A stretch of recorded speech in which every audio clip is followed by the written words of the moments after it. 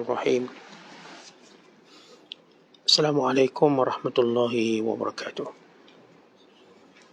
Alhamdulillahilladzi hadana lihadza wa ma kunna linahtadiya laula an hadana Allah. Asyhadu an la ilaha illallah wahdahu la syarika lah wa asyhadu anna Muhammadan abduhu wa rasuluh. Allahumma salli wa sallim wa barik ala sayyidina Muhammad wa ala alihi wa sahbihi ajma'in wa ba'du.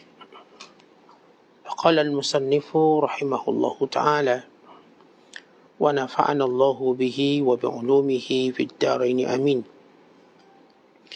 Telah berkata Imam al-Allamah Syekh Abdul Qadir Al-Jilani, semoga Allah Ta'ala merahmatinya dan kita mendapat manfaat serta barakah ilmunya. Jangan jual agamamu dengan dunia. Orang yang tamak mengejar dunia dari tangan orang lain sebenarnya menjual agamanya dengan dunia. Dia telah menjual yang kekal dengan yang binasa. Tidak mustahil dia tidak akan tercapai yang dunia dan yang akhirat sekaligus. Selama engkau masih kurang iman, bolehlah engkau mengatur kehidupanmu sehingga engkau tidak lagi perlu pada manusia. Lalu engkau mengorbankan agamamu untuk dapat memakan hasil harta mereka dengan menyerahkan agama kamu. Kemudian jika imanmu sudah menjadi teguh dan telah sempurna, maka berpautlah pada tali tawakal kepada Allah Azza wa Jalla dan membelakangi semua sebab musabab, memutuskan bergantung kepada manusia serta memisahkan diri dari semua hal-hal yang mengacau hatimu. Kemudian engkau keluarkan hatimu dari mengingati kampung halamanmu, kaum keluargamu, toko perniagaanmu, teman taulanmu, dan apa yang ada di dalam tanganmu. Engkau serahkannya kepada kaum keluargamu, saudara maramu, teman taulanmu, sehingga engkau menjadi umpama malaikat maut yang bakal merenggut nyawamu, atau penyaut maut yang akan menyautmu, atau seumpama bumi yang merekah yang bakal menelangmu, atau umpama qada dan kudrat yang mendahuluimu dengan mengambilmu, lalu dibenamkanmu ke dalam lautan ilmu sehingga engkau tenggelam di dalamnya. Ya, siapa yang sampai ke makam ini tidak akan membahayakannya apapun dari sebab musabab dunia, kerana dia berada di lahirnya sahaja, tidak menyerap ke batinnya. Jadi semua sebab musabab dunia itu buat orang lain dan bukan buat dirinya sendiri. Wahai kaumku, jika kamu tiada mampu melakukan seperti apa yang saya sebutkan di atas tadi, dari mengeluarkan sebab musabab dunia dan pergantungannya itu dari dalam hati-hati kamu, dari semua seginya, maka jangan sampai tidak ada sama sekali. Jika tidak berkuasa melepaskan diri dari kesemuanya sekaligus, cubalah lepaskan dirimu berangsur-angsur sedikit demi sedikit. Kerana Nabi SAW pernah mengingatkan, sebagaimana yang diriwayatkan, kosongkan diri kamu dari urusan dunia itu sekadar yang termampu. Wahai gulam, jika engkau mampu mengosongkan dirimu dari urusan dunia, hendaklah engkau lakukan segera. Kalau tidak, maka cepat-cepat bawa hatimu kepada Allah Azza wa Jalla dan gantungkannya dengan tali rahmatnya sehingga ingatan dunia itu terkeluar dari hatimu. Ingatlah Allah itu berkuasa atas segala sesuatu, mengetahui segala sesuatu, dan di tangan Allah segala sesuatu. Lazimkan dirimu di pintu Allah dan mohon kepadanya untuk mensucikan hatimu dari segala sesuatu selain dia, agar dia, yakni Allah, memenuhi hatimu dengan cahaya keimanan dan makrifat, cahaya ilmu dan ketidakperluan pada manusia. Mintalah supaya diberikanmu keyakinan agar hatimu bermesra dengannya. Lalu semua anggota tubuhnya akan suka membuat ketaatan padanya. Apa yang engkau mahu, minta kepada Allah, bukan kepada selain dia. Jangan menghinakan dirimu pada manusia lemah sepertimu, tetapi hinakan diri hanya kepada Allah, bukan kepada selain dia. Dan muamalahmu hanya dengan dia dan kerana dia sahaja, bukan kerana selain dia. Muslimin dan Muslimat dan penonton yang dirahmati Allah sekalian, Syekh Abdul Qadir Jilani bercakap tentang orang yang tamak. Bermula daripada tamak dunia. Kalau sebelum ini Syekh Abdul Qadir menyebut tentang dua sifat yang boleh merosakkan kita, itu sifat sombong, dan yang kedua ialah sifat tamak, sebagaimana kita huraikan semalam. Kedua-dua sifat itu menghakis agama kita. Maka kali ini Syekh menyebut tentang dunia pula. Bagaimana dunia boleh merosakkan agama seseorang, khususnya orang-orang yang mencintai dunia yang berada di tangan orang lain. Kerana mencintai dunia yang berada di tangan orang lain adalah bentuk ketamakan, dan juga bentuk keadaan yang boleh merosakkan agama. Kerana seorang bila mana mencontohi seseorang, dia akan mencontohi semuanya, walau dia tak dapat semuanya. Umpama seorang bila diminat individu tertentu, dia cuba mencontohi individu, walau dia tak dapat macam individu tu, tetapi yang jelas agamanya tak ada, hilang. Misalnya, katakanlah diminat seorang artis. Tengok artis ni pun kaya, album dia pun banyak. Maka dia cuba menjadi seperti artis ini. Dia belajar menyanyi, dia masuk pertandingan. Maka bila dia nampak dunia di tangan orang lain, dia nak jadi macam tu, dia pun buat. Apa jadi pada dia? Agamanya hilang. Dia akan ingin dia jadi macam orang ni, agama dia sudah tidak dipedulikan. Kerana itu bila seorang cuba mengikuti ahli dunia, risikonya ialah akhiratnya. Sesiapa yang mengikuti ahli akhirat, maka dia mendapat kedua-duanya. Kerana itulah Luqmanul Hakim berpesan kepada anaknya. Dia kata, wahai anakku, ya bunai, bi' dunyaka bi akhiratika tarbahuhuma jami'an. Wahai anakku, jual dunia untuk dapat akhirat, kamu akan untung kedua-duanya. Wala tabi' akhirataka bi dunyaka taksaruhuma jami'an. Tapi jangan jual akhirat kamu sebab nak dapat dunia, kamu akan rugi kedua-duanya. Artinya, kalau kamu nak buat, jual dunia untuk beli akhirat, kita akan dapat dua-dua. Tetapi kalau sekiranya kita jual akhirat untuk dapat dunia, kita rugi dua-dua. Kan itu kita bagi contoh tadi, bila seorang ingin mencontohi ahli dunia, maka dia akan rosakkan agamanya. Tetapi seorang yang ingin mencontohi ahli akhirat, maka dia mendapat dunia dan akhiratnya. Maka kata Syekh Abdul Qadir, jangan bergantung kepada manusia untuk mencapai dunia. Satu poin yang baik. Jangan. Dan jangan juga bergantung pada sebab dan musabab. Ya, kita nak dapat dunia, dia ada sebab. Sebab apa? Sebab kenal orang, kenal kabel, ada CG, ada itu, ada ini. Maka ini sebab musabab. Jangan bergantung. Bila kita nak cari dunia, maka dua perkara yang kita perlu pegang. Kalau nak dunia, pertama, jangan bergantung, jangan berharap pada manusia. Jangan minta manusia, jangan bergantung pada manusia. Kerana manusia akan rosakkan agama kita. Kerana itu minta dengan dunia, minta dengan Allah Subhanahu Wa Taala. Wa iza sa'alta fas'alillah, bila minta dengan Allah. Yang kedua, jangan bergantung pada sebab musabab. Kita lihat ahli dunia, dia nak memperoleh dunia, dia melihat sebab yang kuat. Sebabnya apa? Saya kenal Tan Sri ni, saya kenal Datuk Sri ni, saya kenal Datuk ni, saya kenal Esko tu, saya kenal orang besar ni, pengarah tu, pengarah ni. Maka ini sebab musabab. Atau saya tahu cara nak dapatkan dunia ni dengan cara begini. Sebab musabab. kita buat loan bank, kita boleh buat begitu. Maka ingat, jangan bergantung pada sebab, apatah lagi kalau sebab yang haram. Sebab yang haram, rasuah. Kita nak dapat projek ni, kita ulur sikit. Itu cara dia. Kalau kita tak rasuah, tak dapat. Sehingga setengah orang nak dapat sesuatu, dia rasuah. Dan tak apalah, dia bersih balik dengan derma kat masjid, kat surau. Dermalah kat madrasah, ustaz-ustaz. Kita katakan jangan bergantung pada sebab. Kalau dia haram, tercela. Kalau dia harus sekalipun, dia boleh merosakkan agama.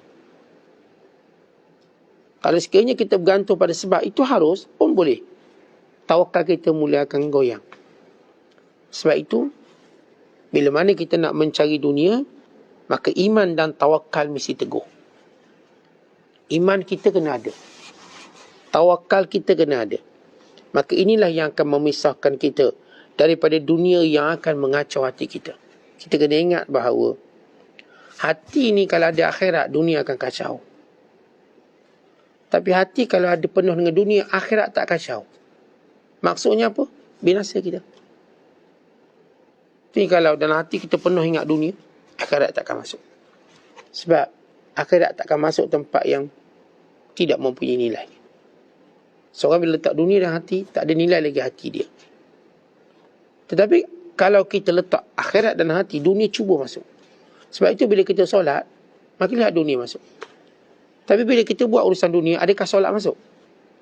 Solat tak masuk. Tak kacau pun. 2 jam, kita buat urusan dunia, 2 jam lah. Tapi kalau kita buat urusan akhirat saja, walau setengah jam, dunia mula masuk. 2 minit kita solat, dunia semua masuk. Macam-macam. Daripada zaman kita kecil, zaman 60-an, 70-an, dia masuk belaka tu. Dalam solat yang cuba 2 rakaat. Dia ingat belaka. Habis lagu-lagu pun ingat balik. Lagu pun ingat balik. Apatah lagi kalau kita nak buat akhirat lebih lama. Kita nak baca Quran 5 minit. Maka baca Quran tu datang belaka. Datang resepi nak buat kuih onde-onde. Datang ni. Tengah ngaji Quran. Cara nak buat nasi goreng kampung. Dia datang belaka. Tapi masa buat nasi goreng kampung tak datang pula Al-Quran tu. Tengah buat nasi goreng kampung, wadduha wal laili iza saja, tak keluar. Di tengah baca wadduha wal laili iza saja, ni pagi-pagi goreng telur, masak nasi goreng sedap juga. Dah dia datang. Bayangkan kita duduk setengah jam pula kuliah, lagi banyak dunia datang. Dunia datang. Masa itulah ngantuk ni, dunia datang. Masa kita tidur tak ada pula nak akhirat datang. Bila kita setengah jam nak dengar kuliah, 40 minit dengar kuliah, ngantuk pun datang dunia. Lepas tu fikir, lepas ni nak buat apa? Banyak serabut. Akhir yang kita dengar tak ada apa. Yang terjadi ialah rancangan dunia kita. Yang juga gagal sebenarnya. Oleh sebab itu, kita kena tahu nilai dunia dengan sebenar. Mengambilnya dengan iman, mengambilnya dengan tawakal kita pada Allah, memutuskan sebab musabab dengan manusia, yakni pergantungannya, dan sebab musabab yang lain. Maka barulah kita selamat. Kali itu, para ulama menyatakan di antara Sufyan bin Uyainah, Sufyan Al-Thawri radhiyallahu ta'ala anhu berkata, ambillah duniamu untuk badanmu, ambillah akhiratmu untuk hatimu. Apa maksudnya? Biar dunia ni duduk kat badan je lah. Dia setengah kata dunia ni biar duduk kat tangan je lah. Kata Sufyan, dunia ni biar kat badan, tapi hati kamu ada akhirat. Maka kalau begitu, kamu selamat. Tapi kalau sekiranya dekat badan ada dunia, dekat hati ada dunia, maka rosak. Ya, kata Syekh, kemudian keluarkan hatimu daripada ingat kampung halaman, kaum keluarga, toko perniagaan. Semua benda dunia ni cuba kamu lupakan seketika. Dan anggaplah bahawa umpama malakul maut nak cabut nyawa kamu.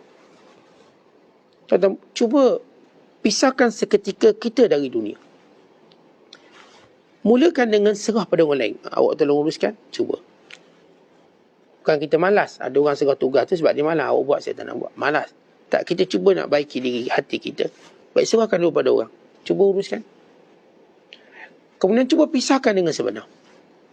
Pisahkan dunia daripada hati kita sekadar satu tempoh. Sebagaimana Allah didik kita, kita tinggalkan makan dan minum untuk satu tempoh. Subuh sampai maghrib. Lepas tu makan. Allah latih kita sebulan. Apa signifikan puasa? Meninggalkan dunia. Apa yang kita tinggalkan? Benda yang merupakan keperluan kita. Hidup mati kita, makan minum. Tapi Allah tak sebulan. Jangan makan sebulan. Maka Allah tahu matilah orang. Allah kata antara subuh sampai maghrib jangan makan. Jangan minum. Jangan minum. Lihat, kita dengan izin Allah berjaya memisahkan kehendak. Bila orang pelawar makan, tak boleh, saya puasa. Saya lepas isyak, lepas maghrib baru saya buka. Lihat bagaimana kita dah berjaya.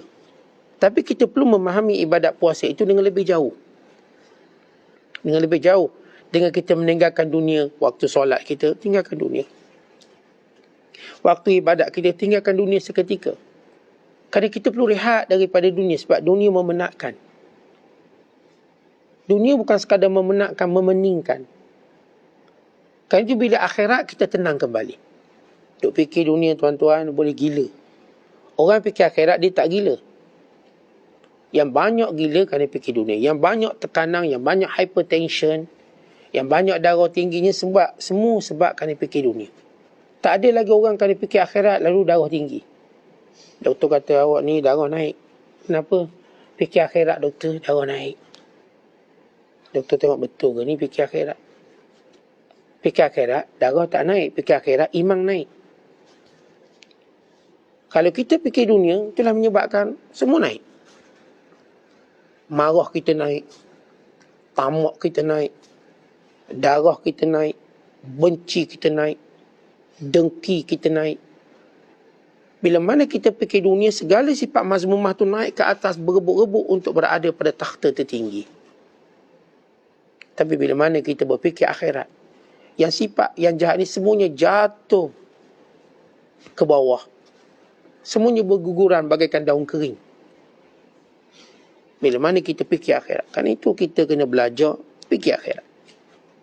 Fikir akhirat bermula daripada mana? Fikir bila mana malaikat maut datang. Itu permulaan fikir akhirat. Fikir bila mana kita berada di kubur. Itu stage yang berikutnya. Fikir bagaimana kita dibangkitkan nanti. Fikir bagaimana kita dihisap nanti. Fikir apakah kita di tangan kanan atau di tangan kiri menerima buku catatan. Fikir apakah kita ditimbang nanti berat kebaikan atau sebaliknya.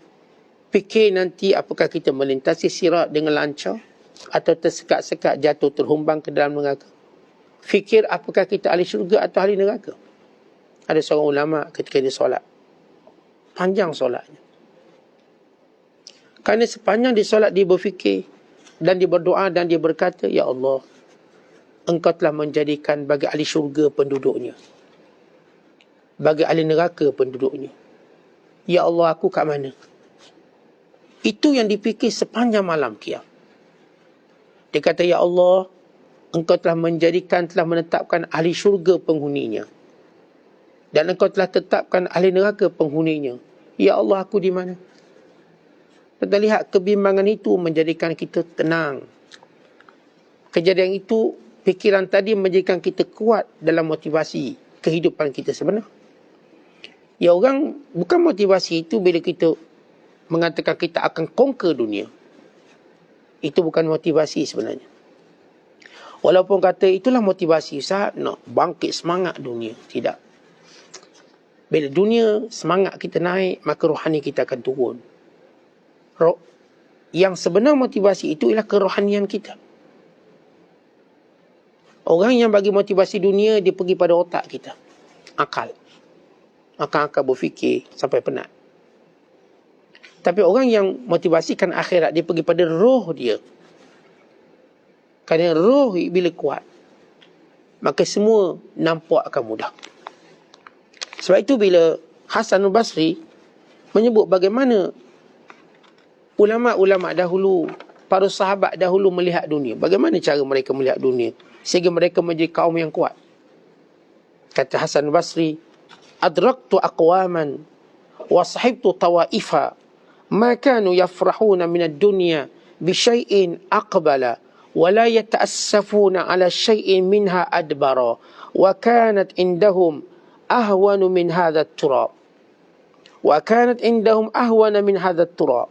Kata Hasan Basri, aku jumpa satu golongan manusia, bukan aku bersahabat dengannya, yakni para sahabat Nabi ridwanullahi alaihim ajma'in. Mereka tak pernah gembira dengan dunia yang datang, dan mereka juga tidak bersedih dengan dunia yang hilang. Kita lihat sifat mereka. La yafrahuna bi syai'in aqbala, la yafrahuna min ad-dunya bi syai'in aqbala, tak gembira pun dengan dunia yang datang. Wala yata'assafuna ala syai'in minha adbara, dan tak sedih pun apa pun benda dunia yang hilang. Wa kanat indahum ahwana min hadha turab, bukan mereka melihat dunia lebih hina daripada pasir dan tanah, tak ada nilai apa pun. Dan lihat apa yang mereka gembira. Kata Hasan Basri tentang mereka, adraktuhum, aku dapati mereka amilina bi kitabillah, sungguh berpegang dengan kitab Allah. Wa bi sunnati Rasulillah, sungguh mengikut sunnah Nabi SAW. Idza jannahumul layl, bila datang waktu malam, faqiyamun ala atrafihim, mereka berdiri solat. Berdiri solat, bermunajat kepada Allah, menghamparkan wajah mereka menghamparkan wajah mereka di tanah, yakni bersujud, lalu mengalirlah air mata mereka pada pipi-pipi mereka. Yunajuna rabbahum, mereka sentiasa berdoa, ya Allah, lepaskan kami daripada neraka. Doa syiar para sahabat, ya Allah, lepaskan kami dari neraka. Dan itu yang Nabi SAW ajar kita lepas solat, Allahumma ajirni minan nar.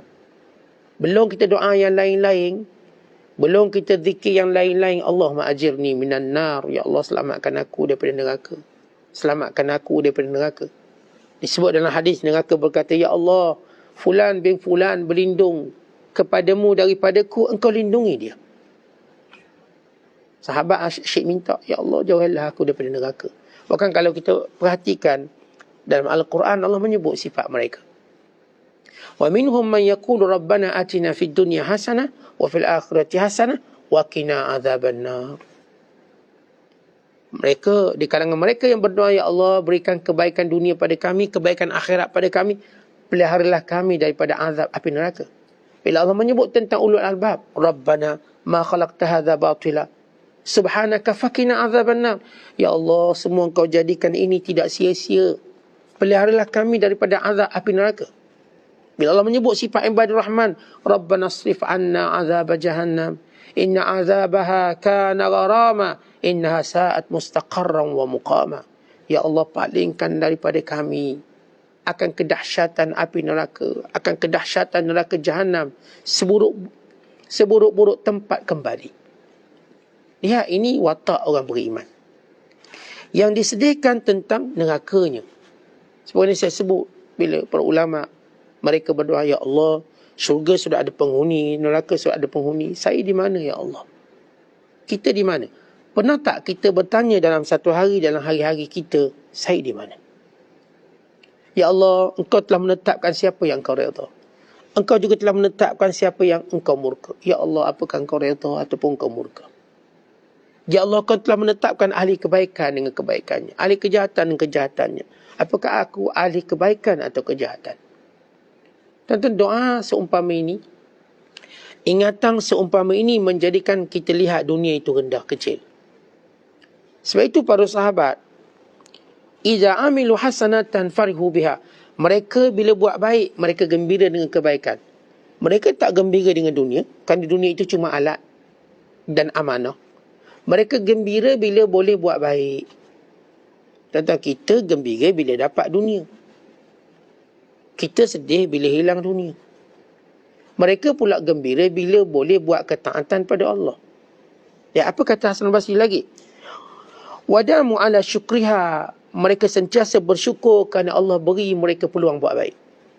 Wasa'alullaha ta'ala an yaqbalaha, dan mereka selalu doa, ya Allah, kebaikan yang engkau ilhamkan pada aku, terimalah.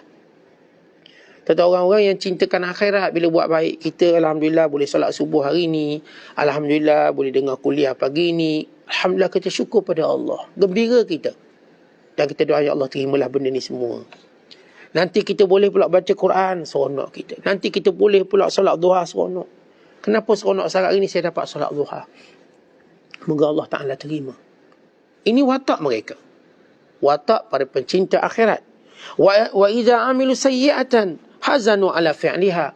Bila buat jahat sedih. Allah, kenapalah aku buat jahat hari ni? Kenapalah aku marah orang yang tak berhak aku marah? Kenapalah aku dengki pada nikmat yang telah kau tentukan? Ya Allah, kenapa ada perangai jahat hari ni? Tuan-tuan, pernah tak kita menyesali, memarahi diri kita dengan perangai jahat yang kita ada hari ni? Kalau kita isteri, kenapalah saya duk cemburu buta sangat ke suami saya? Kalau kita suami pula, kenapalah aku duk marah, ikut dan aku, tak tahu benda kala, duk marah, tak menentu.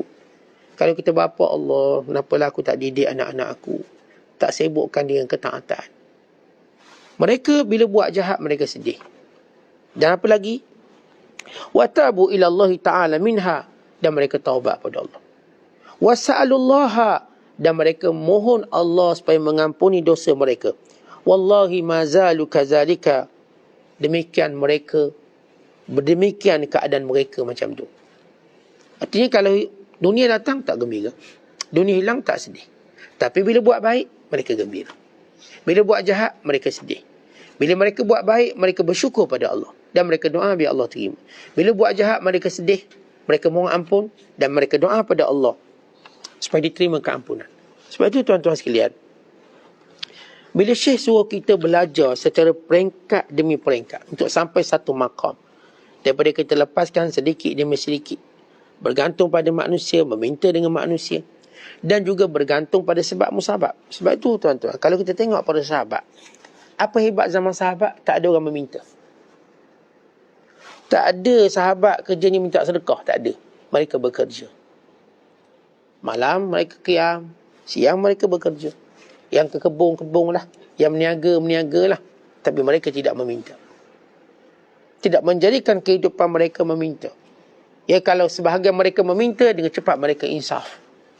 Mereka mengubah kehidupan untuk menjadi golongan yang berusaha. Kerana Allah Ta'ala suka orang berusaha. Walau dapat sikit, berbanding orang minta walau dapat banyak. Orang minta gembira dengan dia dapat banyak. Tapi Allah tak suka yang tu. Kita mungkin sedih dapat sikit, meniaga dapat untung RM10 jari ni. Tapi itu Allah suka. Allah suka hamba-Nya yang bekerja. Allah suka melihat hamba-hamba yang tangan-tangannya pecah dek bekerja.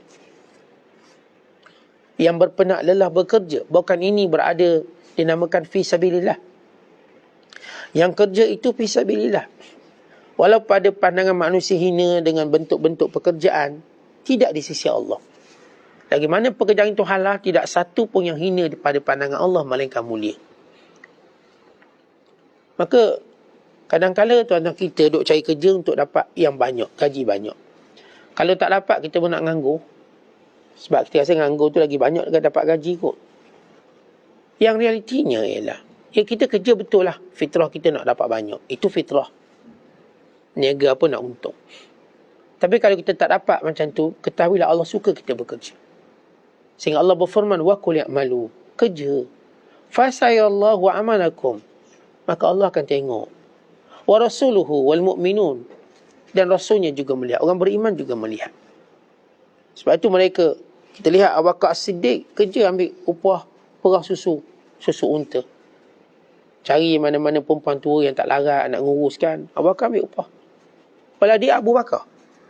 Dia Abu Bakar ini Siddiq. Sehingga bila mana dia menjadi khalifah, perempuan-perempuan tua, wanita-wanita tua sedih. Siapa lagi nak perah susu unta kami?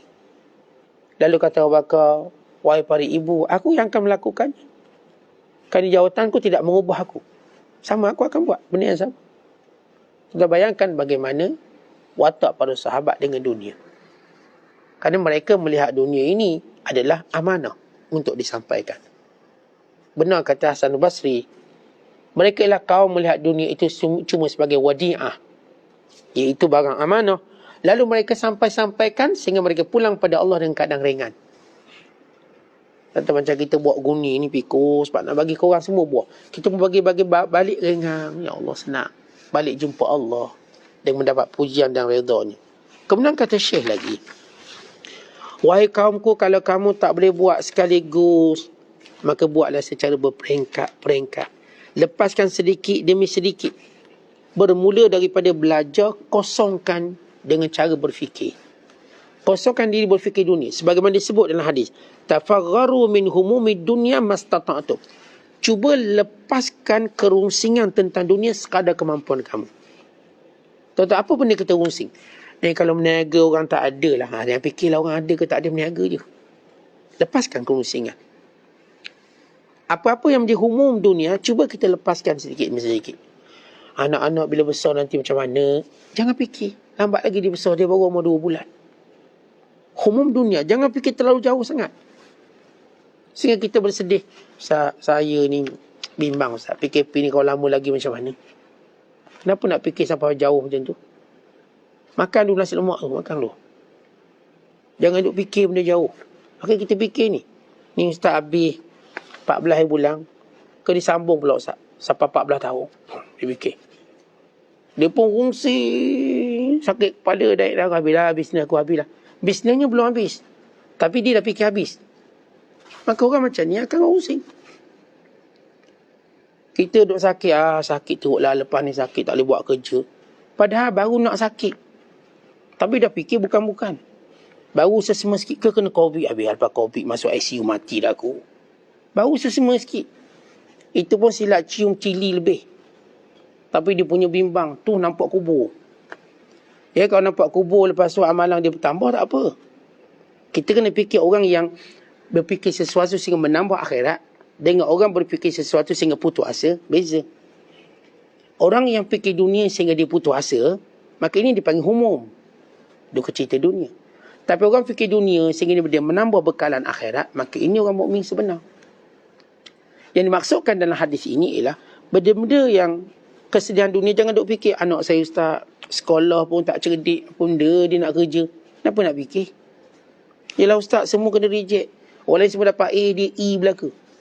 Pening saya fikir anak-anak. Anak-anak orang lain semua masuk asrama penuh. Anak-anak saya Ustaz menganggur penuh. Dah kita dah rungsing sangat-sangat. Jangan bimbang, ada rezeki dia, ada bahagian dia. Jangan bila nampak anak tak berapa bijak je kita, wah dah rungsing dah. Ni mu ni nak jadi apa? Barangkali nak jadi lembu je. Jadi lembu je lah makan rumput. Kita cepat sangat meletakkan satu nilaian pada masa depan yang belum tentu. Tentu tengok anak dara siapa pula nak kahwin kamu ni. Kenapa? Gigi jongang lah nak fikir. Sedih Ustaz, kenapa fikir anak perempuan saya? Kenapa gigi dia jongang? Siapa nak kahwin dengan dia? Tahu-tahu Raja Minang. Maka nak fikir apa? Tengok pula anak lawa. Ni anak lawa cerah masa depan. Tiba-tiba tak kahwin sampai tua. Benda tu semua rahsia Allah. Tak ada benda jangan duk fikir melampau-lampau sangat. Umum dunia. Sampai paling musibahnya duk fikir sampai dalam solat. Oh, itu teruk lah tu. Sehingga menghilangkan keberkatan solat. Sampai duk fikir ketika mana buat amalan akhirat. Ingat, dunia dan akhirat jangan dimadukan. Tuan-tuan nak madukan isteri tak apa. Tuan-tuan jangan madukan akhirat dengan dunia. Kalau tuan-tuan madukan akhirat dengan dunia, maka ia akan merosakkan. Akhirat ni baik, dia akan lari. Dia tak akan bersaing dengan madu bernama dunia. Dia akan tinggalkan terus. Kerana itu, perumpamaannya kata ulama, dunia dan akhirat itu macam dua madu. Ia saling memberi mudarat. Melainkan orang yang bermadu dengan ilmu. InsyaAllah dia boleh tambah lagi. Dia bermadu dengan ilmu. Tapi kalau bermadu tak ada ilmu, dia nak cari dunia tapi tak ada ilmu akhirat, habis. Dunia ini akan cuba jahanamkan akhirat dia. Akan jahanamkan pasti. Itu gambaran yang hebat. Bila benar seorang tu nak madu, bila dia pertama tuan-tuan tujuan kita akhirat. Dengan apa dia? Takwa kita pada Allah. Takwa. Sila ambil dunia dengan takwa. Dengan amanah kita pada Allah. Sila ambil amanah. Dan dengan tidak bergantung padanya. Tuan-tuan boleh ambil dunia dengan 3 cara ni, tuan-tuan ambil lah. Banyak mana, ambil lah. Takwa, amanah, dan tak bergantung. Kenapa tak bergantung? Saya dah tengok semua orang mati. Tak ada seorang pun bawa dunia. Macam mana saya nak bergantung? Tuan-tuan, kita dah lihat, kita dah dengar. Kita pergi ke kubur mereka, ini semua orang kaya-kaya dulu. Ini semua orang ada pangkat. Ini dulu semua orang ada sekian-sekian. Lihat, benda yang dia ada dulu di mana, tak dibawa pun ke? Maknanya tak ada pergantungan. Orang yang mati ni ustaz, anak dia 18 orang tak campur hak mati. Mati 3, 21 orang anak. Tapi adakah anak dia dalam kubur? Tak ada. Dia je. Tak boleh bergantung. Ustaz, yang si arwah ni ustaz, bini 4. Ada tak bini dalam kubur? Tak ada ustaz, di balik seorang. Maknanya tak ada bergantung. Artinya tuan-tuan, dunia ni kita dah ambil 3. Dengan takwa, dengan amanah, tahu nak letak kat mana dunia ni. Kemudian dengan kita katakan tidak bergantung pada dunia. Tak bergantung kita pada dunia. Kerana itu kata Abdullah bin Abbas, dunia itu Allah jadikan 3 juzuk. 1 juzuk untuk orang beriman, 1 juzuk untuk orang munafik, 1 juzuk untuk orang kafir. Ada pun orang beriman dengan 1 juzuk dunia yang Allah berikan padanya, maka dia mengambil peluang mencari bekal akhirat. Yatazawwad, cari bekal. Ada pun orang munafik dengan dunia yang Allah berikan padanya, yatazayyan, asyik show off je dia. Nunjuk. Namanya munafik. Munafik suka menunjuk. Wa ammal kafir, ada pun orang kafir dengan dunia yang Allah berikan, yatamatta, duduk berseronok dengan dunia. Satu kelompok yang sentiasa mencari bekal. Sibuk. Tuan-tuan, saya duduk kat dunia, saya sibuk cari bekal. Ini orang berjaya. Bila orang tanya pada Ali bin Abi Talib, wahai Ali, apa itu dunia? Dan tolong ringkaskan dunia itu apa? Sayyidina Ali mula sebut ucapan panjang. Dunia itu begini, begian. Tuan Guru, wahai Ali, wahai sahabat yang mulia, boleh tak ringkaskan? Ya, tak ada orang boleh dengar ceramah panjang-panjang. Ada orang cuma nak sikit je. Ringkas je. Sebab kalau dibuat lagi ringkas pada tu. Maka kata Sayyidina Ali, baik, aku ringkaskan. Halaluha hisab, wa haramuha iqab. Yang halal kamu ambil dunia akan ditanya oleh Allah. Yang haram yang kau ambil akan diazab oleh Allah. Cukup. Ini tentang dunia. Yang halal Allah hisab. Yang haram ada yang azab. Kemudian kata Syekh, lakukan dengan segera. Bawa hati ini jumpa Allah dan lihat rahmat Allah, bergantung dengan rahmat Allah, sehingga ingatan kita pada dunia keluar sedikit demi sedikit. Tentu ada seorang ulama tengah dia semayang, dibaca satu ayat Suratul Kahfi. Dia baca, inna ja'alna ma'alal ard zinatan laha linabluwahum ayyuhum ahsanu amala wa inna laja'iluna ma'alaiha sa'idan juruza. Dia pun fikir ayat ni. Apa maksud ayat ni? Kami jadikan apa yang berada di atas muka bumi ini semuanya hiasan. Maksud hiasan semuanya menarik. Tengok kuih tak itik pun menarik. Orang bagi nama tarik pun menarik lagi. Bayangkan dunia, nama tarik orang minat. Apa ni? Tarik itik. Oh boleh, bagi 1 kilo. Ni kuih apa? Batang buruk. Ni bagi 2 kilo. Di nama buruk-buruk pun ambil. Ni apa? Ni badak berendang. Oh badak bolehlah badak. Bagi 8 bungkus. Bayangkan hiasan dunia, dia letak nama-nama buruk pun kita beli. Bayangkan kalau letak nama baik. Nama-nama comel. Nama-nama buruk pun kita beli. Buktinya, batang buruk. Batang buruk. Bolehlah.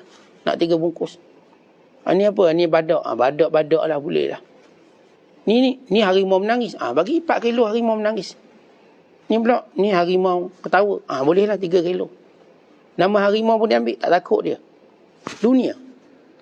Baik, Allah kata, kami jadikan apa yang di atas dunia itu semuanya hiasan menarik diri. Menarik manusia. Untuk kami uji kamu. Siapa yang benar-benar melakukan amal soleh.